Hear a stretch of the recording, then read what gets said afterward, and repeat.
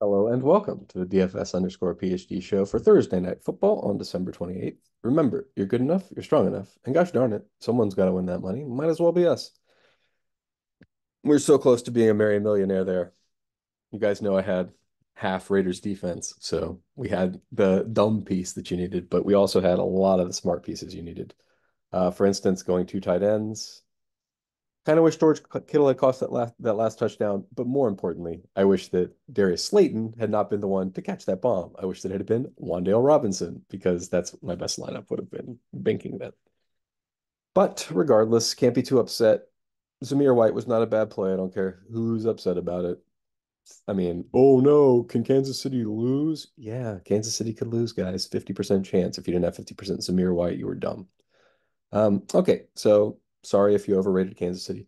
Now there's an ongoing debate right now about, who's giving away edge, whatever. And I've seen smart people on both sides of the issue. And so I'll just give you my like, why do I give out takes all day? The reason is that I know math and I don't care. Like, number one, individuals are bet limited. So num you shouldn't be able to get very much down on a bet. If you're any kind of good gambler, they're going to be limiting you to $100 max, probably at any good book, maybe like less at most of these bad books. But secondly, it's not good gambling practice to do a big 10 unit nuke bet. Even if you have edge you think you should do, you should not be doing nuke bets. That's not how you win money. You should layer your bets. You should do different, maybe 2 units if you're very like I think I've said 1.6 in my like in the Discord. I'm never advising a ridiculous number of units on a bet. That's just not a good habit. So a lot of people telling on themselves last night, getting mad at DK, but then not getting mad at Brestel, right? Like, why are you not getting mad at Squirrel Patrol if you're getting mad at DK? Squirrel Patrol gave away half the plays that were in his 100K lineup, and he still won 100K. So that's what I'm saying. You guys don't understand. Books are very big. And yeah, it's a negative sum game for us, but if you include the books, it's a zero sum game, right? So somebody has to lose, but it could be them in sports betting sometimes. So, for instance, today, it's pretty obvious. I just gave you three core plays to the NBA slate. Let's say I'd given four. Some people give away four core plays. Why do they do that? Well, on this slate, the number of remaining lineups, once you give away, even if you locked all four of those plays, which you shouldn't do even with a core, right? I'm playing 65% of my own core-ish. Today I might go to 90% Drummond, whatever. The point is, it's not 150 remaining lineups. It's not 1,500 like 10 of our friends. It's not 1,000 of our friends. It is 203 million lineups remaining amongst, even if I tell you the four best playoffs on the slates. So how many is that? Like how many people would have to hear that news for us to cover all of the cases? 1.4 million of you. So once I have 1.4 million people in my audience, then I'll worry about them. But for now, since we have a couple hundred of us, who cares?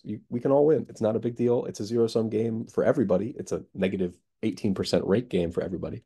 But it's not like among the few thousand of us who are in DK's circle or the few hundred of us who listen to my show, who cares? That's just not enough edge. And if like the whole world listened to it, I'm still not convinced. That's 1.4 million people. How many people play DraftKings? How many people are in the competition, right? Like 50,000. You know what I mean? So like I was having this conversation with Sheets. When do we even reach the optimal? Not much, right? It's going to be very weird for us to reach the optimal. Now, on a NFL showdown, a little bit more likely, right? I mean, there's only so many people on each team that you can play, but still, it's a lot of lineups, right? So how many people are on a NFL roster? It's like that are choosable, maybe 15 aside. So let's say 30. So 30 choose what is it? Six. Okay. So then we roughly span the space when we have these big showdown competitions of accessible lineups. So, you know, I if I were to give you a lock button for tonight, it would be a lot. Now, here's where I tell you, welcome to the show. Thank you for watching this much of the show. Make sure to like, comment, and subscribe because I don't really have much edge to give away for this slate. I don't see much here. I ran two different versions of it so I can kind of contrast what a regular like if you're playing a Sadie for a lot of money or very few people, play Breece Hall captain, play some David Njoku captain. That seems like a pretty solid strategy. In the flex, play obviously the quarterbacks, Joe Flacco. Uh, the other quarterback is not in the what? Trevor Simeon down here. Okay, I might have to look at some of these projections because I don't love having Trevor Siemian this far down the list. He's the starting quarterback. He's gonna score points. Okay, good. We're not sorted by exposure. Okay. All right. Back to chilling out because we've got Joe Flacco, 35%. What? Simeon, 20%. I thought I just saw him 50%. I don't know what's going on here.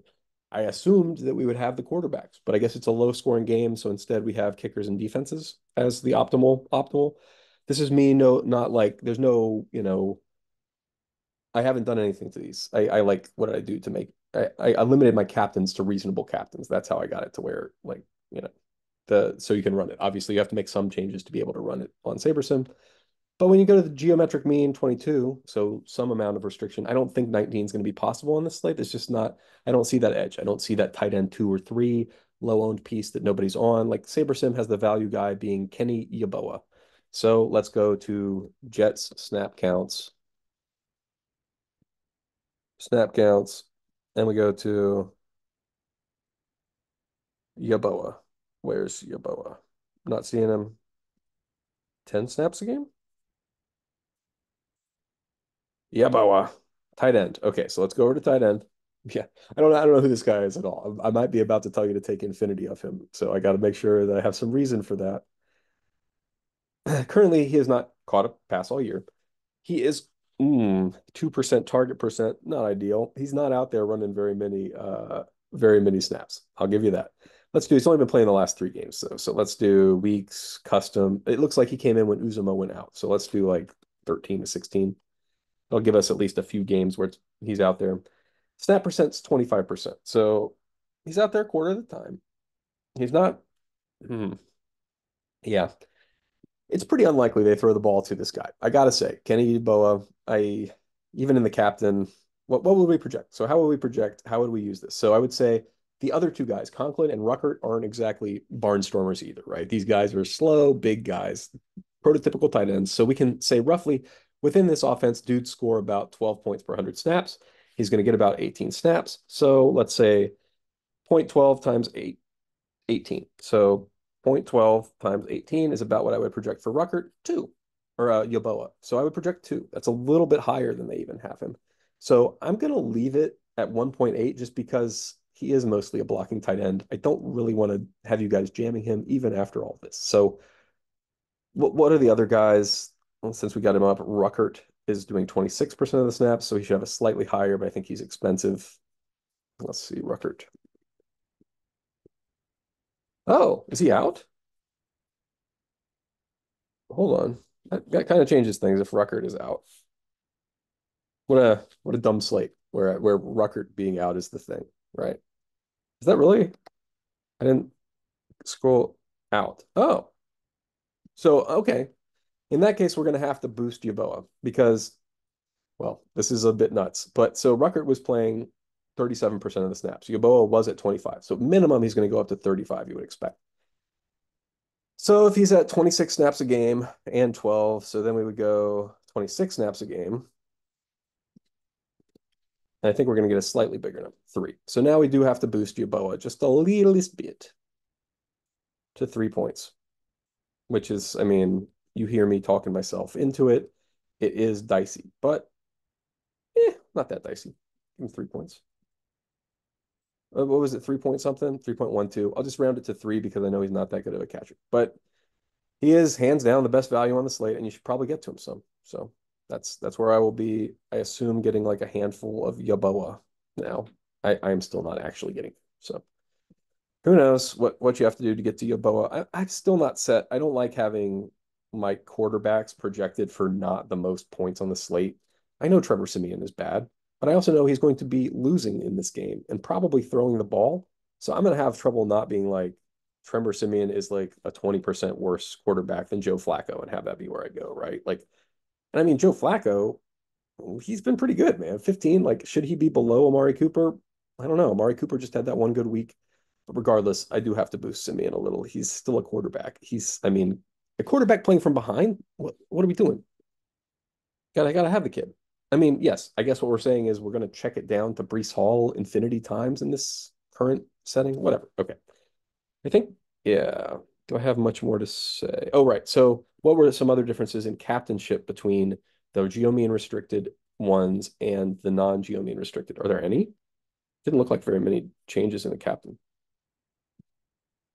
In that case, I'm definitely going to play the GeoMean restricted ones, right? I mean, like if it's just telling me play the same guys, we got Breece, we got Njoku, we've got Riley Patterson, Cooper, Elijah Moore, and then it's just like okay. So Breece, Njoku, Patterson, and Cooper. I did the same salary range. So well, it was 48 to 50 for the non-restricted one and 47.5 to 49.6 for the restricted ones. Breece Hall, Riley Patterson, David Njoku, and Elijah Moore. So I guess it's basically the same. So play a little bit of salary restriction should or a bit of ownership restriction should be fine on this slate, even though it's a fun. I mean, it's a fun slate. Anything could happen. Any one of these guys could go off. I do like what's his name, the one that we did, Elijah Moore. Uh, wow, he's the wide receiver two here, right? Hold on, what's going on with our projection for Elijah Moore? Maybe I do have some edge. Let's find some edge. So Browns snap count. Oh, let's leave up these snap counts, and then let's pull up Browns snap counts. Okay, Browns snap counts. Okay, so we got a Browns snap counts. We got a wide receiver, and I'm pretty sure the number two is Elijah Moore, who is getting the same number of snaps as Amari Cooper. All right. So you guys have seen this game before. What do you do when you have one guy who is like doing way better? Number one, I'm aware Amari Cooper is a better receiver than Elijah Moore. That's not, I'm not trying to say that like, oh, this guy's like the 1A and a 1B situation. I know that it's a one and a two, but I'm trying to tell you, I can't have Elijah Moore projected for 9 and what do I got? Cooper for 16 on the same number of snaps. So let's go down to let's go down to 13 for also. Yeah, I think I got to go to at least 13 for Elijah Moore as well. It's just like we're projecting what Cooper gets all of the catches forever.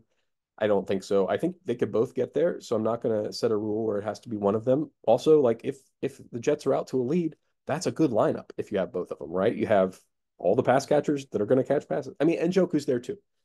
So I'm aware Njoku is pretty good and going to be out there even more. So what, 82% of the snaps, 61 snaps a game, 20 points. So 12 is appropriate. Do we have him for 12?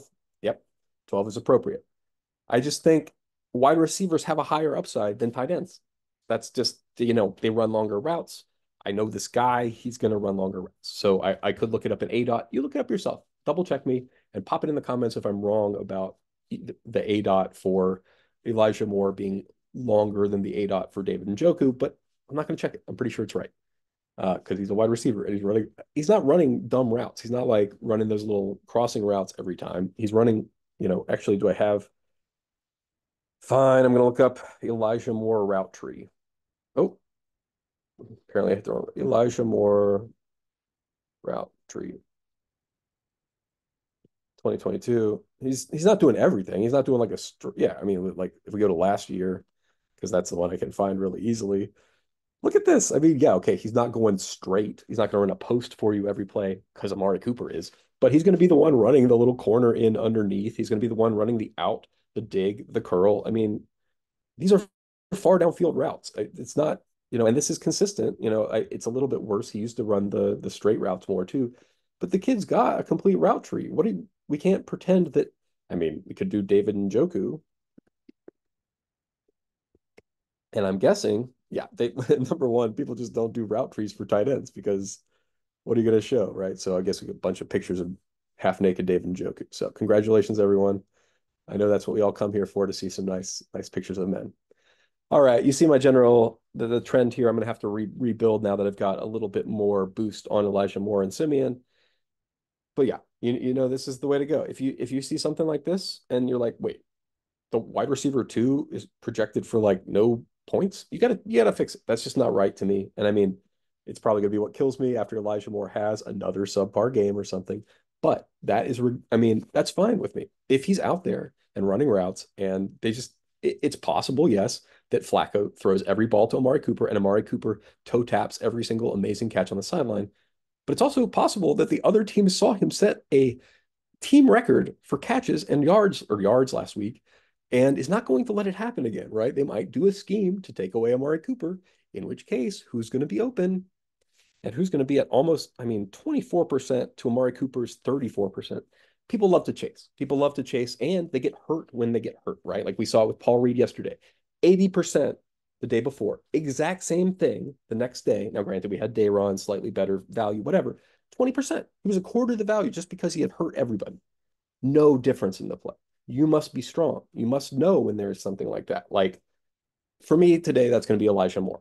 Elijah Moore has had a bad season, but he has not been demoted. He is still out there running every one of those routes, and he's the next guy in the progression. If they do take away Amari Cooper, Flacco goes, oh, right. I mean, he looks to the next guy, throws him the ball. He's not a bad quarterback. So anyway, all right. That's my entire thing today, I guess, is get yourself a little bit of Elijah Moore. All right. Remember, you're good enough, you're strong enough, and gosh darn it, someone's got to win that money. What is it, $300,000? Might as well be us.